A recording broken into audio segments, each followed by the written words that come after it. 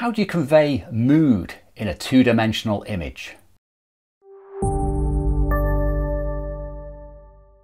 Well, it's very, very difficult, believe it or not, to convey mood effectively in a two-dimensional image. We are used to working with three dimensions in our life. Our eyes give us a three-dimensional view of things. When we walk around, when we're in nature or wherever we are working three-dimensionally. And also we have a lot more senses at work. We have smells, we have our hearing. We pick up on particular feelings when we're out and about. When we come to shoot our photographs though, everything gets rendered as a two-dimensional image. It's simplified, and we also cut out an awful lot of information by our choice of framing.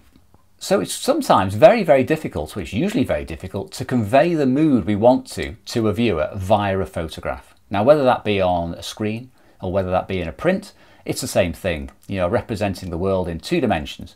So it's important to think before you go out as to how you're going to do that and what the mood is. Now, I typically go out and I think very carefully on the run up to a trip what I'm trying to get across. Am I trying to get across that it's moody, wet, windy, cold, dark, dank, or is it bright and sunny and cheerful?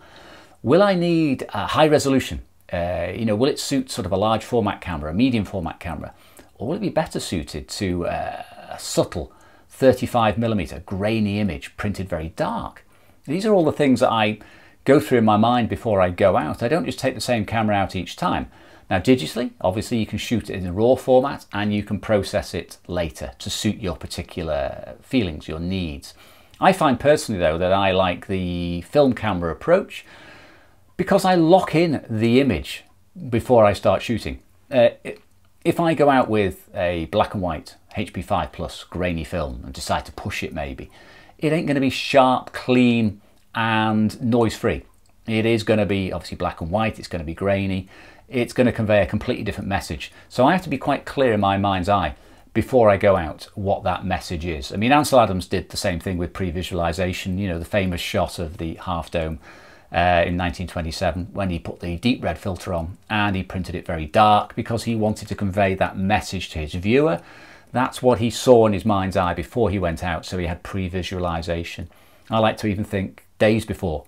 I pick my location, I'll adjust it depending on the weather, I will pick the camera, pick the film, pick my nose, just pick all these things before you go, and that locks it in for me. That means I am then really focused on what I'm shooting. I've got a mood in my mind and I am going to get that mood come hell or high water. I'm not going to go out and randomly shoot. I'm going to go, oh look, a beautiful sunrise. Oh look, it's raining now, let's do some moody black and white with a 10 stop. Oh look, the sun's out again, let's do fluffy clouds and blue skies. No, I'm not going to do that. I am going to go out and I'm going to hopefully get a consistent look. Whether or not that represents reality is a different thing. You don't have to represent reality with a photograph. You can tell the viewer whatever it is you want to tell them about how you feel or how you want to feel via your photographs. I don't think you have to be locked into a particular look or camera. If you've got a 50 megapixel digital camera, you can add grain, you can shoot at ridiculously high ISOs, you can vignette them and blur them. It's just a starting point. You're not locked in to shooting a particular style just because you've got a high resolution sensor or a big piece of film. You're free to choose. Now, mood is conveyed in various different ways. As I said, if you want to get across a happy feeling, you may use saturated colours, you may use sharpness, you may saturate things, you may pump things up a little bit. If it's a bit of a miserable day though, or you're feeling low, or the locations such as some of the places I shoot like slate mines and quarries, they're not uplifting or happy places, they're very melancholy, which is why I go to them. So I shoot them in black and white. I will use a faster film, I will darken the skies, I may lift print them, I may give them a tone to get that mood across. It's no use just doing a straight representation. I may as well use my iPhone for that because it's a fabulous device. Here, look, here's a derelict building in bright colour with punchy blue skies. No, I'm not going to do that. So use the right device, use it in the right way. If, however, I was going to shoot a beautiful sunrise, I want to have no grain in there, preferably. I don't like grainy sunrises in colour. They look weird. Sunsets, again, beautiful, deep, rich colours, no noise. I don't want a noisy sunset in colour either.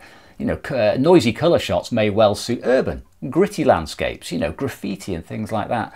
think carefully before you go out shooting how you're going to shoot. Perhaps even lock it in on your camera like a digital camera. You know, set it to JPEG at ISO 12,000 bazillion, whatever it is you can do now, to get the grain built into the images, and then you're fixed to that. It's a bit like a film type approach. So think carefully about what it is you're trying to say to yourself and to the viewer.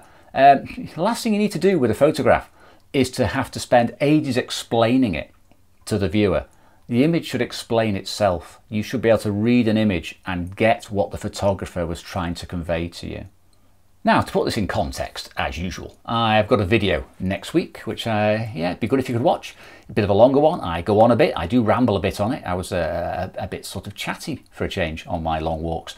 And I wanted dull weather. I wanted rain. And I was a bit disappointed at first. It wasn't raining. How dare it, in Britain, in Wales.